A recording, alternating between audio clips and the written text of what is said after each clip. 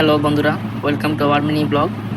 তো আজকে আমি রামপুরহাট থেকে যাচ্ছিলাম বোলপুর শান্তিনিকেতনে। তো এখন রামপুরহাট স্টেশনে পেয়ারা ট্রাই করলাম, বেশ ভালো। আমাদের বাড়াইপুরের থেকে যথেষ্ট ভালো এই পেয়ারা। তোমরা অবশ্যই ট্রাই করো। রামপুরহাট স্টেশনে কাকু পেয়ারা বিক্রি করে। তো এখন বোলপুর শান্তিনিকেতনে চলে এসেছি। শান্তিনিকেতনে পৌষ মেলা হচ্ছে। এই এখন পৌষ পার্বণে বেশ বড় মেলা হয়, তোমরা সবাই জানো।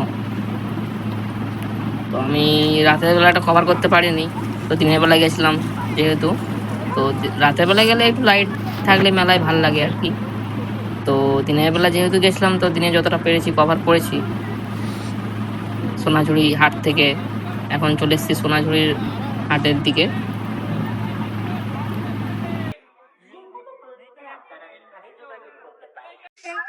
যারা যারা শান্তিনিকেতনে পৌষ মেলা পার্বণে গেছো, তারা তারা এই দোলনায় অবশ্যই চড়েছো হয়তো।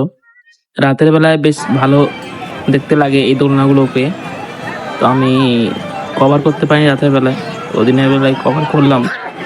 অবশ্যই জানিও তোমরা কমেন্ট বক্সে কেমন লাগলো।